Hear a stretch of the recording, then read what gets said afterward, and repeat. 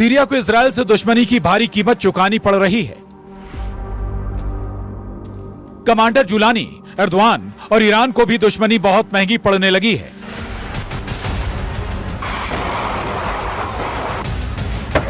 Netanyahu ने हाथ आए मौके को बखूबी भुना लिया है।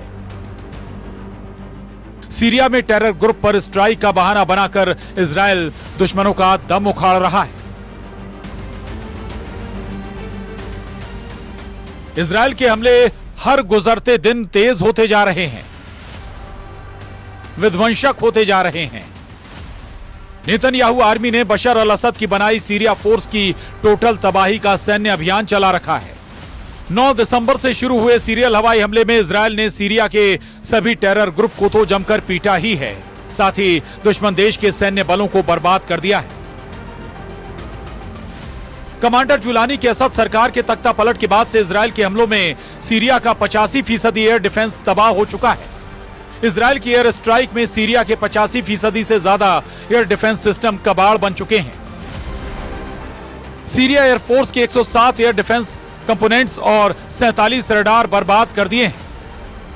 हथियार डिपो को निशाना बना सैकड़ों मिसाइल, 27 लड़ाकू विमान और 24 हेलीकॉप्टर के परखच्चे उड़ाए।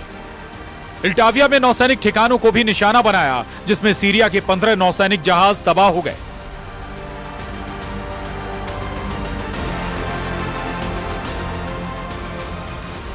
हमलों में इजरायल ने 1800 से ज्यादा हथियारों का इस्तेमाल किया।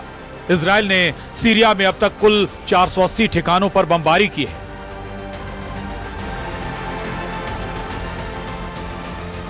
सीरिया के हालात पहले की तरह हैं। फर्क बस ये आया है कि दमिश्क में बशर की जगह अब कमांडर जुलानी की बादशाहत है। इजरायल के भीषण हमले के बीच कमांडर जुलानी ने सीरिया में गोलीबारी कर जश्न मनाने से अपने लड़ाकों को रोका है।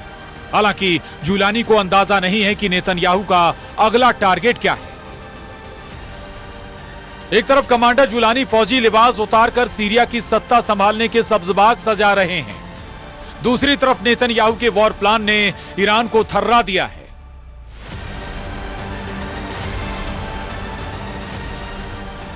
टाइम्स ऑफ इजराइल की रिपोर्ट के मुताबिक इजराइल डिफेंस फोर्स ने पीएम नेतन्याहू को जानकारी दी है कि ईरान के एटमी अड्डे को तबाह करने का यह सबसे अच्छा मौका है। रिपोर्ट में दावा किया गया है कि आईडीएफ ने जंगी जेटों से ईरान के एटमी ठिकानों पर हमले की तैयारी भी शुरू कर दी है। ईरान के एटमी साइट को निशाना बनाने की कई वजहें आईडीएफ की तरफ से गिनाई गई हैं। इजरायल डिफेंस फोर्स को ईरान में एयर ऑपरेशन में लेबनान से कोई रोक टोक नहीं करने वाला है। सीरिया की एयर पावर को खत्म करके इजरायल को दूसरा सेफ रूट ईरान को दहलाने का मिल चुका है। हिजबुल्लाह, हमास और हूती विद्रोहियों का गिरा हुआ मनोबल इजरायल के लिए हमले का बेहतरीन मौका बन गया। सीरिया में तुर्की और ईरान के टक्कर को भी नेतन्याहू के लिए अच्छा अवसर माना जा रहा है। आईडीएफ के एक्शन प्लान की डिटेल मिलने के बाद पीएम नेतन्याहू ने ईरान के सुप्रीम लीडर पर तंज कसा है। सीरिया में ईरान समर्थक बशर की हार को नेतन्याहू ने ईरान की शर्मनाक हार बताया है। इजरायल ने आज तक जो धमकी दी है वो सच हुई है, चाहे वो हमास के सफाए की हो, चाहे हिजबुल्लाह की बर्बादी की, चाहे वो सीरिया के टेरर ग्रुप क्यों ना हो। इजरायल जिसे निशाने पर लेता है उसका काम तमाम कर दिया। ईरान तो इजरायल का दुश्मन नंबर 1। तमाम फसाद की जड़ को नेतन्याहू उखाड़ फेंकने के लिए तैयार है। अगर ईरान के एटमी साइट को इजरायल दहलाएगा तो टॉप पर जो न्यूक्लियर अड्डा है वो है नतांज, जहां ईरान अंधाधुन यूरेनियम संवर्धन में जुटा है। पश्चिमी मीडिया में दावा किया जाता है कि ईरान के पास 8 से 10 परमाणु बम बनाने के लिए यूरेनियम का भंडार है, लेकिन हाल ही में हुए परमाणु समझौते के बाद ईरान ने यूरेनियम के भंडार को 98% तक कम करने की हामी भरी है। ईरान ने यूरेनियम संवर्धन के स्तर को 3.67% पर रखने की शर्त मान ली है। अभी ईरान के पास नतांज और फोर्डो न्यूक्लियर साइट पर यूरेनियम संवर्धन चल रहा है।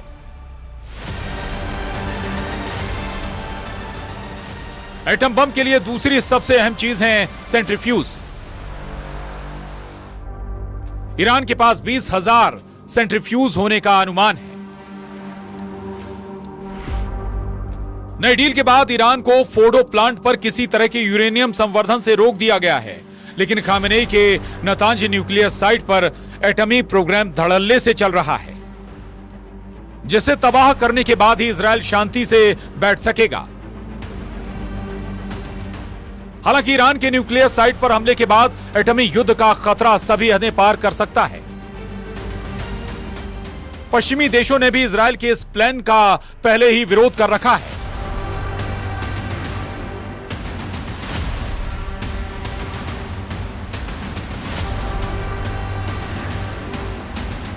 अमेरिका ने भी ईरान के परमाणु ठिकानों पर हमले से इजरायल को बचने की नसीहत दी है,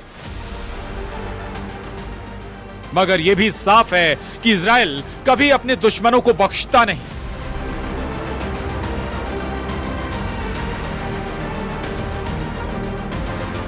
ईरान समर्थक फाइटर ग्रुप की बर्बादी इसका प्रमाण है।